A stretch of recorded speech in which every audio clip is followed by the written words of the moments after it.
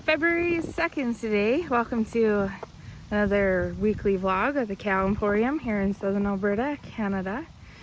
Locally known as RH Farms. It's our 121st year.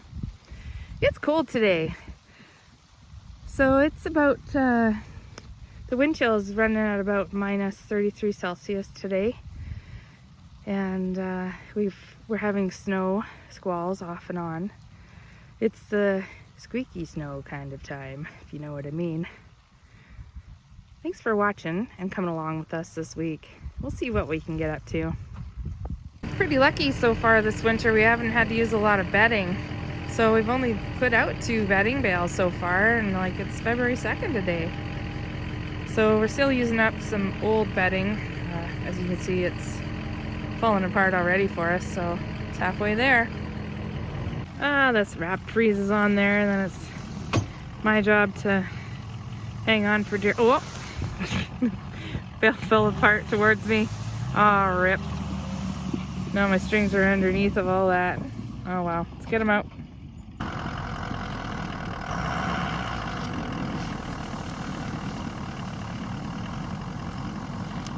Well, that's one way to get your wrap off of your bale. Love this wrap. February 4th today. The cows headed right back over to the shelter as soon as they ate up their rolled barley. Let's take a look at this girl here. If she gets close enough I can see her. She's the one I think she is. Hey, sweetie. I just want to look at your udder. What are you doing, lady?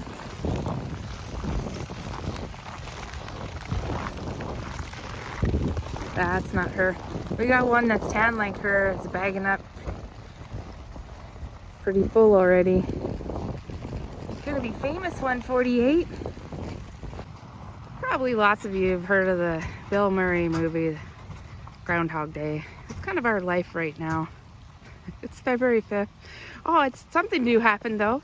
It's snowed a couple inches in the last 24 hours, which is awesome.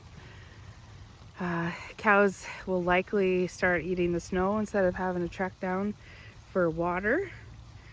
Can't be guaranteed that they won't go for water one day because there can be random. But pretty good chance they'll start eating the snow. It's nice. It reduces the fire risk around here, that's for sure. That'd be no good. No sooner do I say that they're going to probably eat snow, because they will, they're headed down for water. Pets.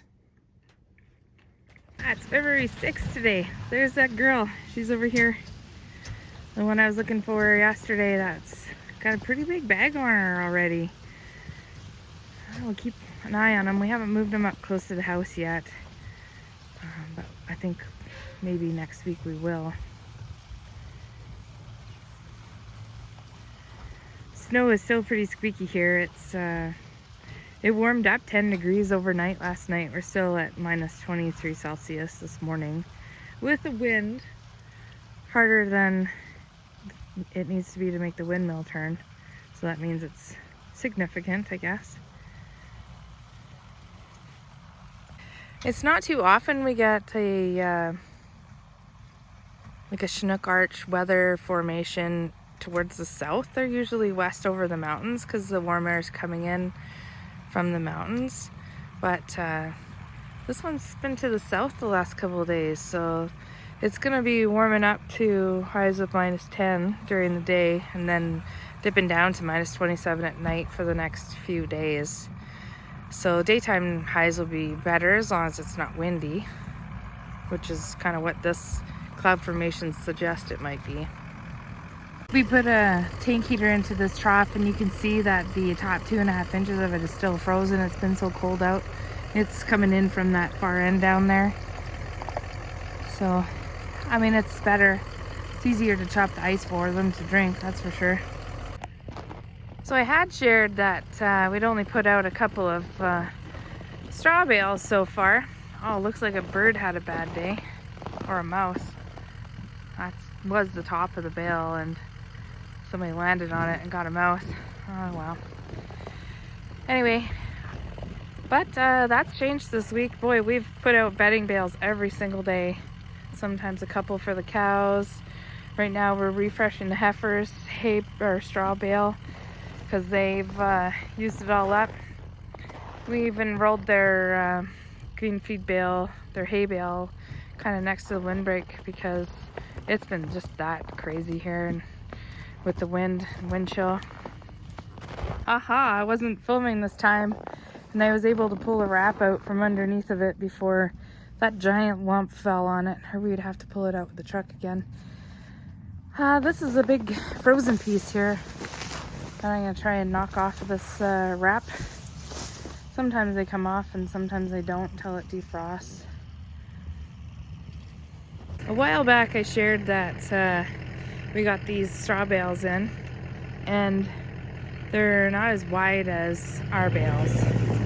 So the clearance on for the bale forks on our homemade bales is minimum, like maybe 1.5 to 2 inches on either side, which is hardly anything really. And so Glenn's in the process of making something for this, an extender, so we can pick up these bales that'll just hook onto our forks we have now.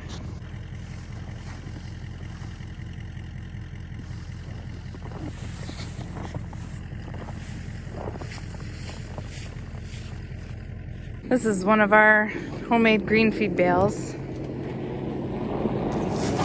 and you can see it doesn't have to close far to get into this one here. It's got to be wide open, and both sides of the hydraulics open differently, hey? So like one side will open, then the other side will open.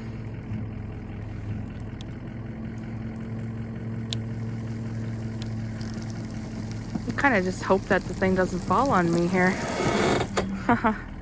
Also see how it fills up the back of the truck pretty much completely. It's a little bit to one side right now, but there's quite a bit of room for the other bales, and they like to flop around. Oh, the cows are acting a little strange today. It hasn't been that long since we rolled out their rolled barley for them, and they're all left to go have a drink. Like, we haven't even rolled out their green feed bale for them yet. Which is kind of unusual. Normally they head down, I don't know, 11:30 or something, but it's only around 9:45 and 10 o'clock this morning. Yeah, it just goes to show you can never predict them, that's for sure.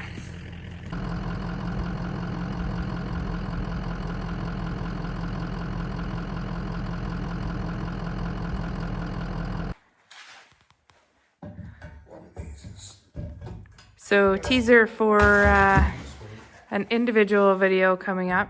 And Glenn's got a prototype made for, it's like a puzzle. So he built it for a certain way for this. And anyway, yeah, teaser. This is gonna be an individual video. I know you're not impressed because it's not working. That's fine. It goes on one way. It'll work. You'll figure it out. Maybe you just turn it around. 6 times the charm. 6 times the charm. There you go. Nice. I love it when I give Glenn advice on doing something because, you know, I'm the rookie here and he's been here for a while. Sometimes, though, I'll tell you that I have some pretty good advice, and sometimes I'm just like, yeah, it's okay if we still do this the same way we've been doing it the last 50 years. Do you take advice, or is your way the highway and that's it? Alright guys, we're gonna wrap this week's video up. I want to say thanks for watching. You know, I understand it's a little boring right now, but don't you worry, calving season is upon us, believe it or not, and will be all sorts of interesting then. So we hope you come along for that, and we'll see you next week. Take care. Bye for now.